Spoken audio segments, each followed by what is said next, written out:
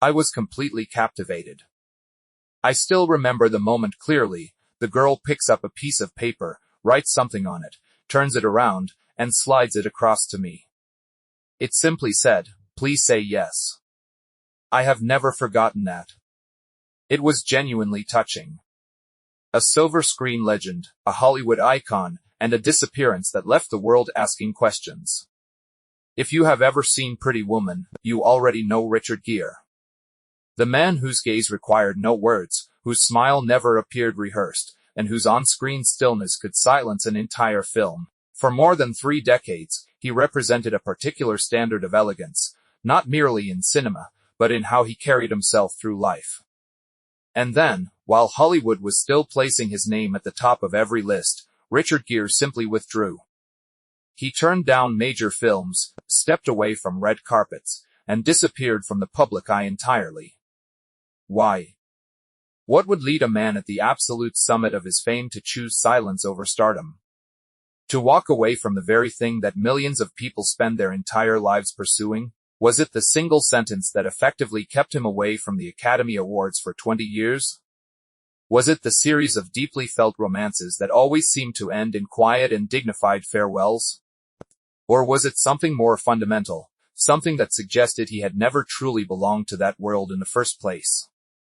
And then there is the third reason, the one nobody anticipated. The woman who would ultimately change Richard Gere's life entirely came from the most unexpected background imaginable. This is the story you have never quite heard in full, of a man who spent his entire life searching for permission to simply be himself, even when that search cost him everything the world considered worth having. Richard Tiffany Gere was born on August 31, 1949, in Philadelphia, Pennsylvania, the second of 5 children. His father Homer worked in insurance, while his mother Doris dedicated herself to raising the family. When Richard was still a young child, the family relocated to upstate New York, where he grew up within the quintessentially American middle-class environment of the 1950s, disciplined, modest in its expectations, and firmly centered on education. His childhood was not defined by dramatic events or visible upheaval, but it quietly shaped a sensitive mind and an agile intellect. At North Syracuse Central High School, he quickly distinguished himself across multiple areas. He played the piano, guitar, bass, and trumpet, composed original music for school productions, and participated actively in student government. He was also a capable athlete, performing strongly in lacrosse and gymnastics, well enough to earn a sports scholarship to university. In 1967, Gere enrolled at the University of Massachusetts at Amherst to study philosophy. After 2 years, however, he made the decision to leave and pursue the arts, first music, then almost immediately shifting his focus toward theater and acting. It was a choice that went against everything his family had expected of him, but it reflected a principle he would carry throughout his life, that he would not live according to the standards others had set for him, but would follow a path of his own design. That particular combination of philosophical curiosity, athletic self-discipline, and musical sensitivity gave him an unusually rich personal foundation, one that would allow him to approach performance with a depth of inner life that most of his contemporaries simply did not possess. In 1973, having left university behind, Gere made his formal entrance into the world of professional performance through the stage. He secured the lead role in the London production of the celebrated rock musical Grease, playing Danny Zuko, and in doing so made his debut on the West End stage.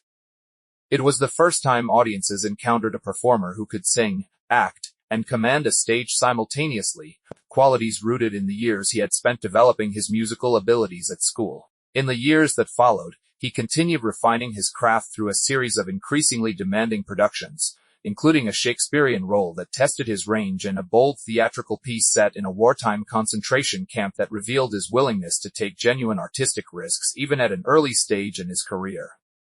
His first significant film role came in 1977, when he appeared in a supporting capacity in a major Hollywood production. The part was not large, but his combination of rugged physical presence, a certain underlying danger, and an undeniable magnetic quality immediately attracted the attention of directors. A year later, he was cast in the leading role of Days of Heaven, a film by Terrence Malick widely celebrated as a cinematic work of exceptional beauty and quiet poetry. Despite the sparse amount of dialogue available to him, Gere's eyes and his quality of stillness left an impression on audiences that lingered long after the film ended. The defining moment of his early career arrived in 1980 with American Gigolo, a film that generated genuine controversy but simultaneously pushed Gere to the threshold of major stardom.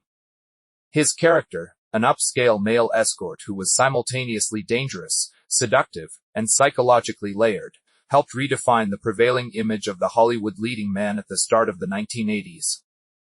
Masculine and mysterious, but carrying something quietly tormented beneath the polished surface, the combination of his stage discipline and his natural cinematic instincts allowed him to carve out a place in the industry that was entirely his own.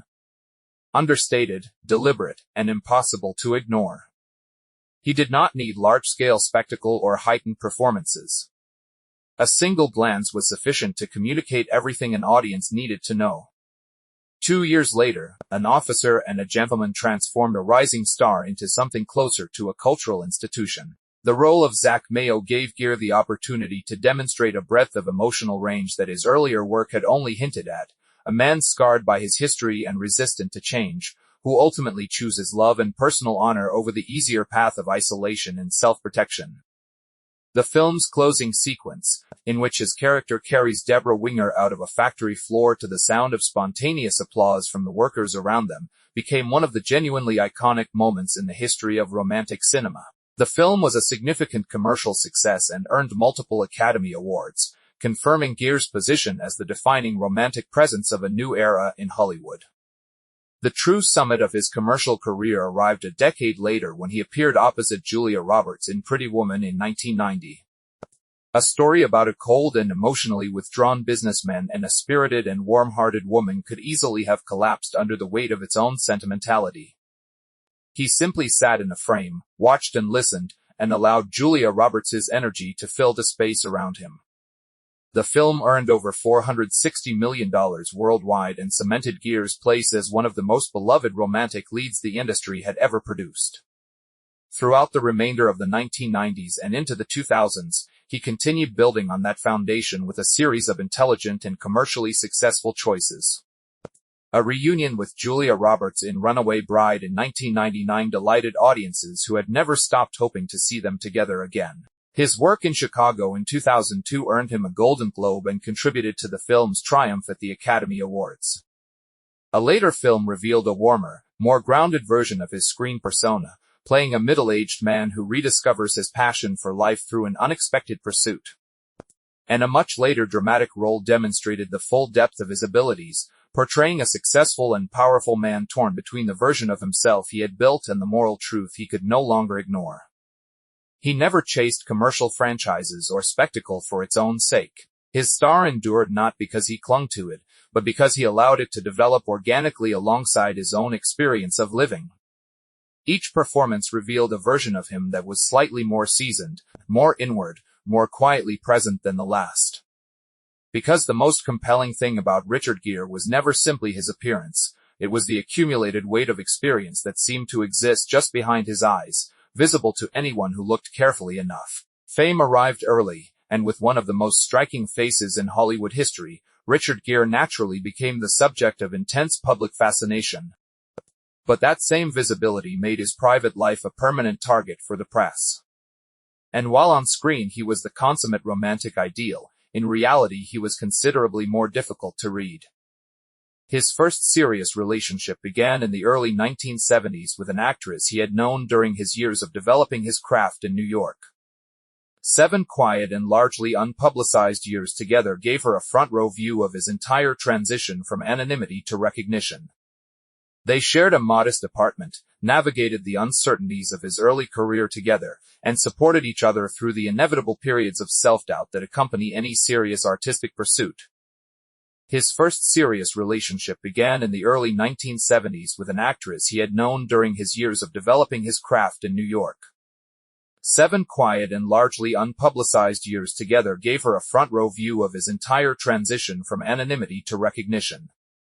They shared a modest apartment, navigated the uncertainties of his early career together, and supported each other through the inevitable periods of self-doubt that accompany any serious artistic pursuit.